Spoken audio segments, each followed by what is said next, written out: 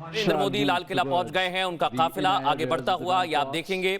यहां से प्रधानमंत्री नरेंद्र मोदी आगे बढ़ेंगे और उसके बाद ये देखिए आप रक्षा मंत्री राजनाथ सिंह मौजूद हैं। और सबसे बड़ी बात राम, आज जिसका हम जिक्र कर रहे हैं, जो सफर हमने तय किया है आजादी से आत्मनिर्भर तक का, आत्मनिर्भर भारत तक का, उसमें भारत का रक्षा क्षेत्र किस तरह से आगे बढ़ा है ये हमने देखा है और इसमें योगदान पूरे भारत का है। और आज प्रधानमंत्री नरेंद्र मोदी, ये आप देखिए सीधी तस्वीर लाल किले से समय दिखा रहे हैं, प्रधानमंत्री का काफिला पहुंच गया है। माननीय प्रधानमंत्री महोदय का आगमन होता हुआ, तो प्रधानमंत्री का आगमन लाल किले पर हो चुका है। उनको रिसीव करने के लिए रक्षा मंत्री राजनाथ सिंह खुद वहां पर मौजूद हैं और प्रधानमंत्री नरेंद्र मोदी राजेश कुमार सिंह इस वक्त वहां पर मौजूद है। और सबसे पहले जैसे ही वो वहां पर पहुंचेंगे उन्हें गार्ड ऑफ ऑनर दिया जाएगा। गार्ड कमांडर पूरी तरह से उत्सुक और तैयार।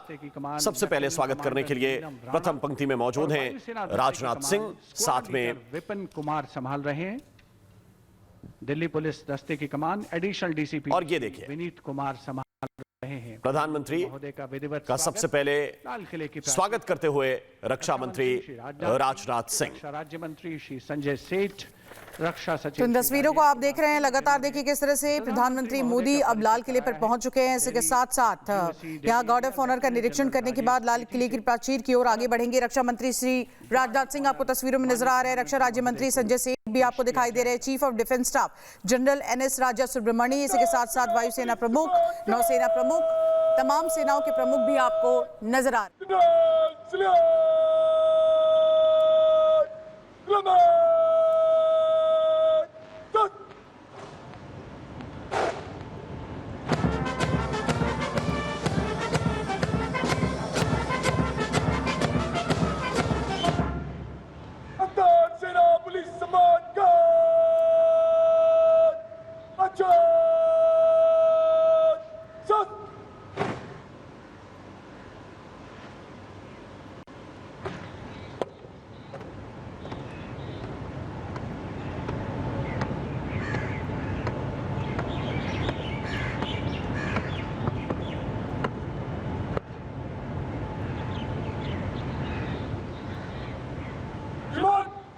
सेना पुलिस सम्मान गार्ड निरीक्षण के लिए हजरत।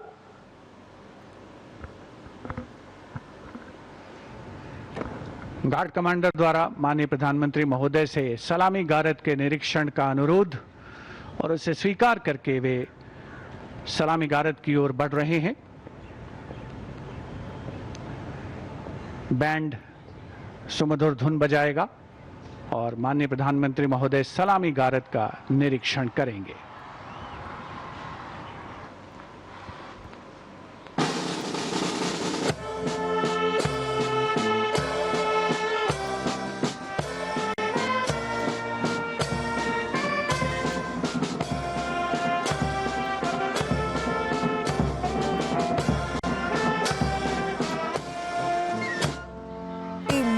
यहां पर निरीक्षण करने के बाद आगे बढ़ेंगे और इसके साथ साथ दिल्ली क्षेत्र के GOC प्रधानमंत्री को राष्ट्रीय ध्वज फहराने के लिए प्राचीर पर बने हुए मंच तक ले जाएंगे। ये तस्वीरें कई मायनों में खास हो जाती है।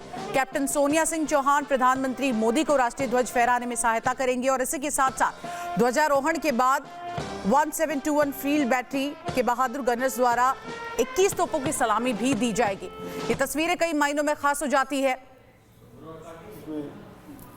जी सर, हाँ, इसमें देखा जाए तो पर्सन होते हैं जिसमें आर्मी, एयरफोर्स, नेवी और दिल्ली पुलिस के सभी के 1-23 होते हैं जवान, और ये सभी से जिसमें सैल्यूट लेके जैसा भी हम देख रहे हैं नेशनल फ्लैग की तरफ जा रहे हैं प्रधानमंत्री towards the rampart of the Red Fort, where he will be greeted by Raksha Mantri Shri Rajnath Singh, Raksha Mantri Shri Sanjay Seth, Chief of Defence Staff General NS Raja Subramani। तो देखिए स्वदेशी 105 mm light field gun से इस ceremonial battery की कमान major Pawan Singh Shekhawat संभालेंगे और gun position officer की जिम्मेदारी नायब सूबेदार अनुतोष सरकार निभाएंगे। और ये तस्वीरें खास हो जाएंगी। इस वक्त आप देख रहे हैं किस तरह से प्रधानमंत्री मोदी को अब आगे ले जाया जा रहा है, प्राचीर पर बने मंच तक ले जाया जा रहा है। दिल्ली क्षेत्र के GOC उन्हें आगे ले जाते हुए नजर आ रहे हैं। ये तस्वीरें लाल किले से डिफेंस स्टाफ NS राजा सुब्रमण्यम उनको स्वयं एस्कॉर्ट कर रहे हैं और ये तस्वीर इस वक्त विशेष है।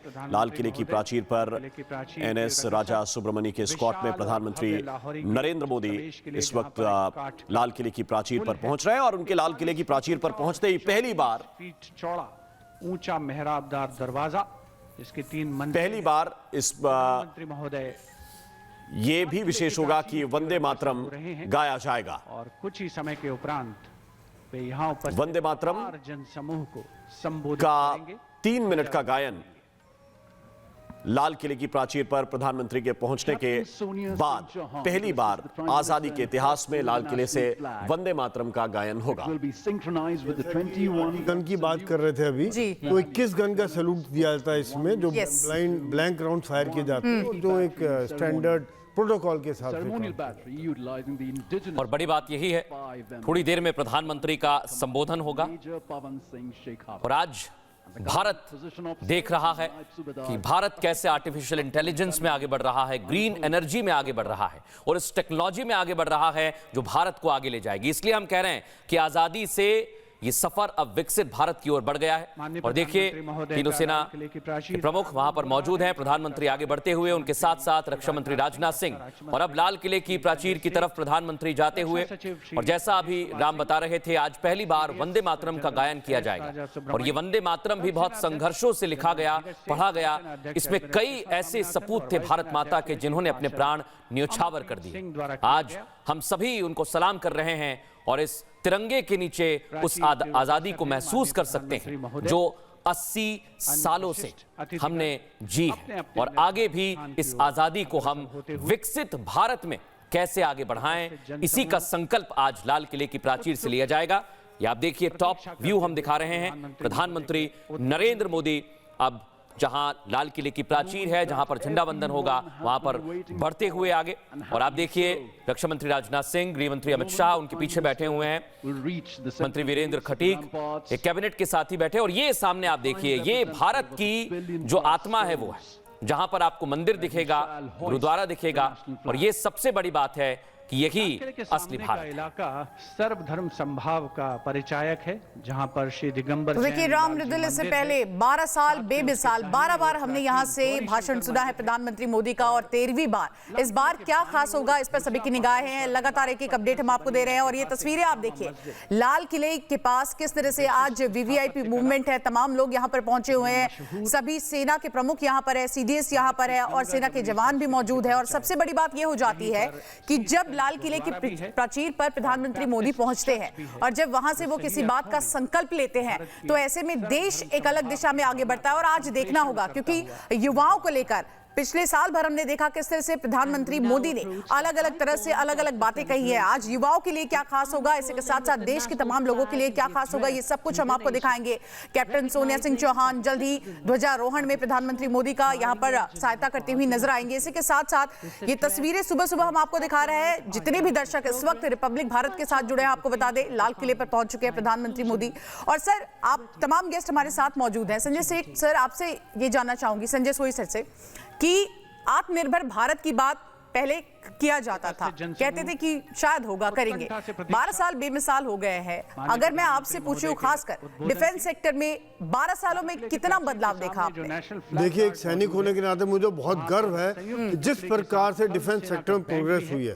पिछले साल का अगर हम रिकॉर्ड देखें, 1,78,000 करोड़ का डिफेंस प्रोडक्शन हुआ है, 38,000 करोड़ का 85 देशों में हमने एक्सपोर्ट किया है। ये दिखाता है कि आज हम आत्मनिर्भरता की तरफ बढ़ रहे हैं। अभी भी काफी कदम ले रहे हैं, लेकिन एक बहुत तेजी से आगे बढ़ रहे हैं, जिसमें पब्लिक सेक्टर, प्राइवेट सेक्टर सभी का इसमें योगदान है। सरकार ने काफी पॉलिसीज चलाई है, प्राइवेट सेक्टर को काफी एनकरेज किया गया है। सृजन है, डिफेंस डीपीपी है काफी, और तकरीबन 75% तक जो प्रोक्योरमेंट है वो डिफेंस इंडिजिनस प्रोक्योरमेंट के द्वारा किया जा रहा है। तो काफी एफडीआई में काफी छूट दी गई है। ये सब प्रयत्नों के द्वारा अभी जो है बहुत बड़ी बात है संजय सोई सर। और मैं संजय जी हमारे साथ मौजूद है। सर, आज आत्मनिर्भरता की तो हम बात कर रहे हैं, लेकिन सबसे अहम आज वंदे मातरम का गायन लाल किले की प्राचीर से किया जाएगा। ये कितना महत्वपूर्ण लगता है सर आपको? इतने वर्ष बीत गए लेकिन आज वंदे मातरम का गायन, ये बहुत ही गर्व की बात है, इसमें कोई शक नहीं। अगर हम देखें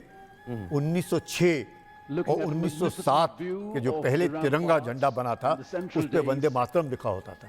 1906 और 1907 और आज जब हम इस बात को, और ये प्रेरित करता है, ये ऐसा नेशनल सॉन्ग है जो हम सबको प्रेरित करता है और ये बहुत ज़रूरी है कि हम सबको अगर प्रेरित, पूरे भारतीयों को प्रेरित करना है, कोई एक ऐसा लक्ष्य है अगर समझ सकते हैं कि 1906 1907 में अगर जो झंडे बने जिसको हम पहला तिरंगा कहते हैं और उसके बाद अब ये रंग अलग अलग हैं उस वक्त के और आज के तिरंगे के, लेकिन मकसद और किस तरीके से इंस्पायर करना और वो जो इंस्पिरेशन आता है मुझे लगता है बहुत अच्छा है, बहुत अच्छा लगता है। और मुझे पूरी उम्मीद है कि सारे बच्चे स्कूलों में सब जगह हर वक्त जब भी वंदे मातरम गाएंगे उनको इंस्पायर करेगा, उनको ये यकीन दिलाएगा कि हाँ वाकई वो एक पुरानी सभ्यता के एक नागरिक है और उसके लिए उनको उसके खड़े उतरना बहुत जरूरी है। बिल्कुल सर।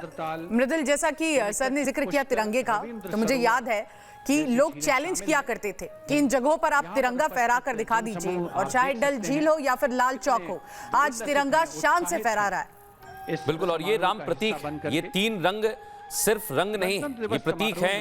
जैसे हम कहते हैं कि भगवा ध्वज हमारे साहस का प्रतीक है, और जब हम शांति की बात करते हैं तो सफेद रंग उसको दर्शाता है। बिल्कुल, आप बचपन में गीत गाते थे झंडा गीत करके कि केसरिया बल भरने वाला सादा है सच्चाई, हरा रंग है हरी हमारी धरती की अंगड़ाई, और चक्र कहता है प्रतिबल, आगे कदम बढ़ेगा ऊंचा सदा रहेगा झंडा ऊंचा सदा रहेगा। तो ये बचपन के वो गीत हमेशा याद रहेंगे जो प्रभात फेरी में सुबह सुबह बच्चों के साथ निकलते थे। वो उत्साह, वो उमंग आज भी मुझे लगता है हर स्कूल में, विशेष रूप से छोटे जो नगर हैं, कस्बे हैं, गांव हैं, वहां पर तो और ज्यादा दिखता है। ये अलग बात है कि दिल्ली में, नोएडा में, इन जगहों पर, गुरुग्राम में 14 तारीख को बच्चे सेलिब्रेशन कर लेते हैं, 15 को छुट्टी कर देते हैं, लेकिन ये नई रवायत है यहाँ के लिए। लेकिन अभी भी छोटे शहरों में, कस्बों में आपको 15 अगस्त पर इसी तरह उत्साह में, जैसे प्राचीर के सामने ये बच्चे बैठे हुए हैं, एकता और अनुशासन का मोटो लिए ये गाते हुए कि हम सब भारतीय हैं, वो एनसीसी के कैडेट्स, वो आपको वैसे ही उसी उत्साह के साथ ये झंडा गीत गाते हुए नजर आएंगे। और सबसे महत्वपूर्ण इस वक्त लाल किले की ये प्राचीर है जहां पर पूरी सज धज के साथ लाल किला भारत का गौरव बढ़ा रहा है और उस पर कुछ ही समय के बाद ध्वजारोहण होने जा रहा है। और देखिए, जब रंगों के प्रतीकों की बात की जाती है तो हमने जैसा कहा है कि भारत समृद्ध हो रहा है, और ये हरियाली उस बात का सबूत है। हम सावन में बात कर रहे हैं और प्रधानमंत्री नरेंद्र मोदी पहुंच गए हैं।